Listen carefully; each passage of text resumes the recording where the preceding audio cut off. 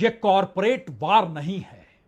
यह इस देश में कॉरपोरेट और सत्ता के नेक्सस से निकली हुई एक ऐसी परिस्थिति है जिसमें सबसे बड़ा कॉरपोरेट हाउस और इस देश में सबसे ताकतवर राजनीतिक सत्ता आमने सामने आकर खड़ी हो गई है। दुनिया बदल रही है। आर्थिक तौर पर नई परिस्थितियां दुनिया के हर देश को नए संबंध बनाने की दिशा में ले जा रही है और दुनिया भर के कॉरपोरेट में इस बात को लेकर हलचल है। भारत के अंदर एक और नई जंग छिड़ती हुई नजर आ रही है दोस्तों। भारत के अंदर बड़ी जंग होने जा रही है। अंबानी के बेटे पर हाथ डाला गया है। अभी हाल ही में हमने आप लोगों को रिपोर्ट दी थी कि किस तरह से अंबानी के घर पर सीबीआई ईडी ने छापा मारा। वहीं पर अब दावा किया जा रहा है कि मोदी के बुरे दिन शुरू हो चुके दोस्तों। इसके आगे एक बड़ा सा क्वेश्चन मार्क लगाइए। हमारे साथ वरिष्ठ पत्रकार मौजूद हैं, पुण्य परासुन वाजपेयी। आप उनकी इस रिपोर्ट को देखें। दोस्तों नमस्कार। यह कॉरपोरेट वार नहीं है। यह इस देश में कॉरपोरेट और सत्ता के नेक्सस से निकली हुई एक ऐसी परिस्थिति है जिसमें सबसे बड़ा कॉरपोरेट हाउस और इस देश में सबसे ताकतवर राजनीतिक सत्ता आमने सामने आकर खड़ी हो गई है। दुनिया बदल रही है। आर्थिक तौर पर नई परिस्थितियां दुनिया के हर देश को नए संबंध बनाने की दिशा में ले जा रही है और दुनिया भर के कॉरपोरेट में इस बात को लेकर हलचल है कि उसका अपना मुनाफा कहां पर टिका है। बीते बरसों बरस से जिस आसरे वह मुनाफा कमाता रहा या कॉरपोरेट की जो पूरी अपनी लकीर बरसों बरस से खींची गई, क्या वो एक झटके में किसी राजनीतिक सत्ता के पाला बदलने भर से बदल जाएगी? यह सवाल किसी दूसरे देश का नहीं, भारत का है। भारत में सबसे बड़े कॉरपोरेट हाउस के तौर पर पहचान रिलायंस की है, यानी मुकेश अंबानी की है। और मुकेश अंबानी की ताकत राजनीतिक तौर पर कई मौकों पर खुलकर नजर आई है।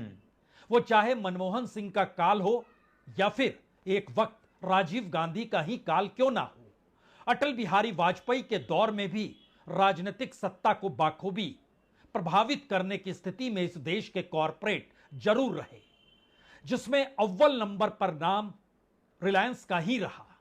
यानी रिलायंस की ताकत राजनीतिक सत्ता से जुड़ जाए तो राजनीतिक सत्ता मजबूत हो जाती है और कॉरपोरेट का नेटवर्क बिल्कुल हवाई गति से बढ़ता चला जाता है। और मौजूदा स्थिति इस देश के भीतर कम से कम 2014 के बाद तो यही बनी है। इस देश के कॉरपोरेट का नेटवर्क खूब बढ़ा है और उसमें सबसे ज्यादा अडानीज का बढ़ा है और दूसरे नंबर पर अंबानीज है। अंबानीज कमोवेश हर क्षेत्र में छाते चले गए, सरकार के साथ खड़े थे, इसीलिए कमोवेश हर फंक्शन में प्रधानमंत्री मोदी जो मुकेश अंबानी का फंक्शन हो उसमें वो जरूर पहुंचते थे। वो मुंबई की तस्वीर आपको जहन में हो सकती है जब अस्पताल का उद्घाटन था, या फिर आपके जहन में यह भी हो सकता है जब जियो लॉन्च किया गया तो तस्वीर प्रधानमंत्री मोदी की अखबार के पहले पन्ने पर चस्पा की गई। उसके बाद बीएसएनएल का ढहना और रिलायंस या कहीं जियो का आगे बढ़ना सब कुछ जुड़ा हुआ है। यह सवाल बार बार विपक्ष ने उठाया, जरूर पार्लियामेंट तक के भीतर उठा, लेकिन खुले तौर पर 2016-17 आते आते एक स्थिति इस देश में साफ हो गई। सरकार कॉरपोरेट के साथ खड़ी है। कॉरपोरेट का नेटवर्क हवाई गति से इस देश में बढ़ेगा, चाहे जीडीपी नीचे ही क्यों ना जाए। कॉरपोरेट का नेटवर्क भारत की जीडीपी में योगदान देगा और भारत की इकोनॉमी दुनिया में आज चौथे नंबर पर है। आने वाले वक्त में यह तीसरे नंबर पर होगी। उसमें इस देश में प्रति व्यक्ति आय नहीं बल्कि कॉरपोरेट के नेटवर्क का आकलन आपको करना होगा। कॉरपोरेट के पास लगभग $2.5 ट्रिलियन है और इस देश के बाकी लोगों के पास यानी 99% लोगों के पास तकरीबन $1.5 ट्रिलियन है। दोनों मिलाइएगा जो $4 ट्रिलियन और यही भारत की उपलब्धि मोदी काल में खुलकर गाई जाती है। लेकिन अगला सवाल यह है, जब दुनिया के तमाम कॉरपोरेट्स में हलचल इस बात को लेकर है कि टैरिफ वार के बाद राजनीतिक परिस्थितियां बदल रही है, तो क्या कॉरपोरेट भारत की राजनीतिक सत्ता को डिगा सकता है? यह सवाल बीते 1-1.5 महीने से लगातार चल रहा है और बार बार यह सवाल बढ़ा है कि आने वाले वक्त में उपराष्ट्रपति पद का चुनाव हो, या फिर गठबंधन की सरकार चूंकि टिकी हुई है वह खुद अल्पमत में है तो उसको डिगाया जा सकता है। यह सवाल किसी दूसरे शख्स से नहीं बल्कि रिलायंस और मुकेश अंबानी के ग्रुप को लेकर ही अंतर्राष्ट्रीय तौर पर, चाहे वह ब्लूमबर्ग की रिपोर्ट हो चाहे वो राइटर्स की रिपोर्ट हो, इसका खुलासा खुलकर किया गया कि कितना लाभ रूस से तेल खरीदने को लेकर और रिफाइन करके अंतर्राष्ट्रीय बाजार में बेचने को लेकर रिलायंस को फायदा हुआ। इसका खुला जिक्र अमेरिका ने भी किया कि युद्ध के बीच युद्ध से लाभ कमाने वाले जो निजी पार्टनर भारत सरकार के हैं उन्हें बाखूबी बहुत लाभ मिला है। उसमें दो कंपनियों का खुलकर जिक्र हुआ, नायरा और रिलायंस। लेकिन आज सवाल बिल्कुल हटकर है। सवाल यह है, क्या वाकई मौजूदा राजनीतिक सत्ता के सामने कॉरपोरेट की चुनौती खड़ी हो गई और अब कॉरपोरेट को ध्वस्त करने की दिशा में मौजूदा राजनीतिक सत्ता खड़ी हो चुकी है? यह सवाल दरअसल रिलायंस का रूस से कच्चा तेल खरीदना और उस मामले को भारत के भीतर भी तूल देने से शुरू होता है। वो अनिल अंबानी को फ्रॉड साबित करना और एसबीआई के जरिए अनिल अंबानी के बैंक अकाउंट को भी फ्रॉड साबित करते हुए सीबीआई और ईडी की जांच और इन सब के बीच लगातार छापों की फेरिस्त से एक कदम बात आगे बढ़ती है। लेकिन कल सुप्रीम कोर्ट में अनंत अंबानी जो जामनगर में जहां पर रिफाइनरी है रिलायंस की, उसका जो ग्रीन बेल्ट एरिया है उसमें वह वंतारा जू चलाते हैं, यानी जानवरों को रखा जाता है। वंतारा जू का उद्घाटन भी किसी दूसरे शख्स ने नहीं, प्रधानमंत्री मोदी ने औपचारिक तौर पर 4 मार्च को जाकर किया, यानी अभी 6 महीने भी पूरे हुए नहीं है। और अनंत अंबानी का विवाह जो पिछले बरस जुलाई के महीने में था, उसमें भी प्रधानमंत्री शिरकत करने पहुंचे थे। एक तस्वीर तो हमारे पीछे लगी हुई है, भारत का है। कुछ और तस्वीरों को दिखला देंगे आपको। यानी जिस मुकेश अंबानी और रिलायंस के करीब प्रधानमंत्री मोदी और उनके कालखंड में अडानी का आगे बढ़ते चले जाना और एक झटके में मुंद्रा पोर्ट से लेकर किंग ऑफ पोर्ट हो जाना, और इस देश के भीतर पावर सेक्टर हो, रेलवे हो, रोडवेज हो, हर सेक्टर में उनकी मौजूदगी दिखाई देने लग जाए, तो यह कॉरपोरेट से यारी थी। लेकिन इन सब के बीच बार बार एक सवाल बड़ा होता चला गया, अंबानी या अडानी? और शायद यह सवाल राजनीतिक चुनौती के तौर पर अमेरिका के भीतर भी गूंजा जब अंबानी की फाइल नहीं बल्कि अडानी की फाइल खुली।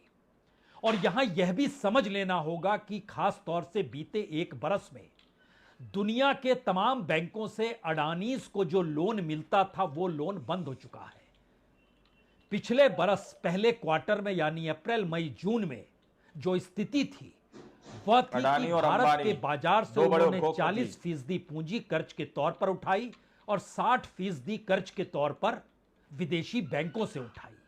लेकिन इस क्वार्टर का रिजल्ट बतलाता है कि दोनों स्थिति 50-50% हो गई।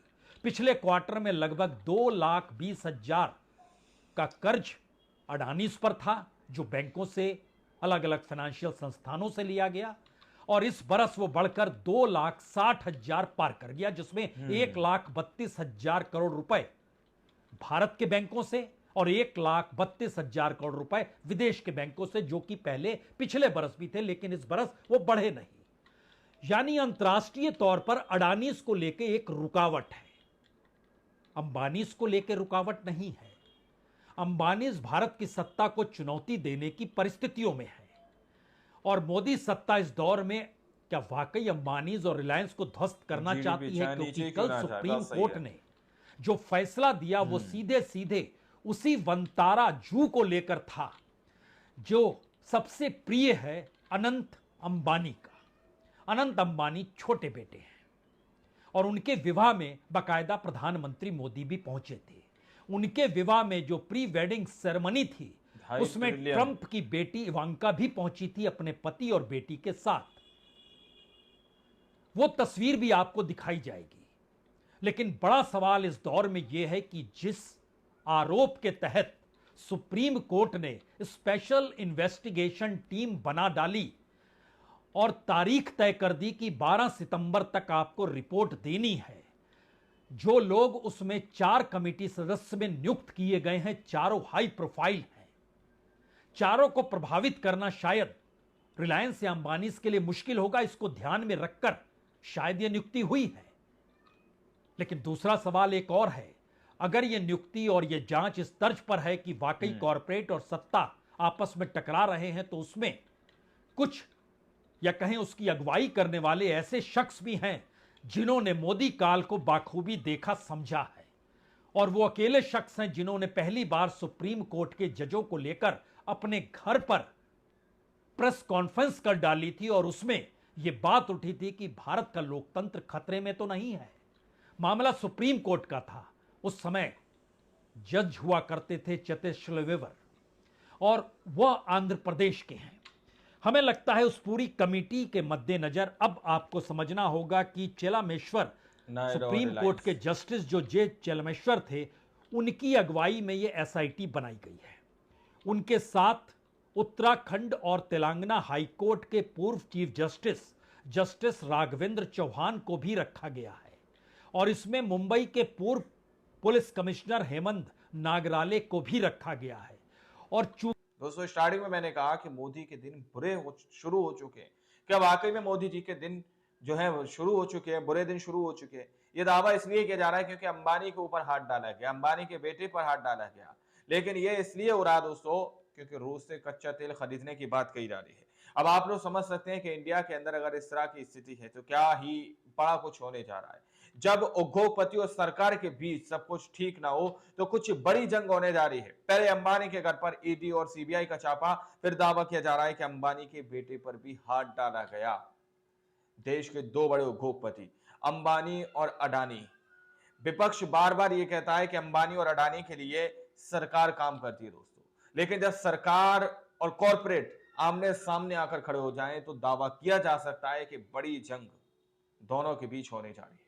आप लोग इस पूरी रिपोर्ट को किस नजर से देखते हैं? अपनी राय कमेंट सेक्शन में जरूर दीजिएगा। मिलते हैं अगली वीडियो में, जब तक के लिए जय हिंद, जय भारत।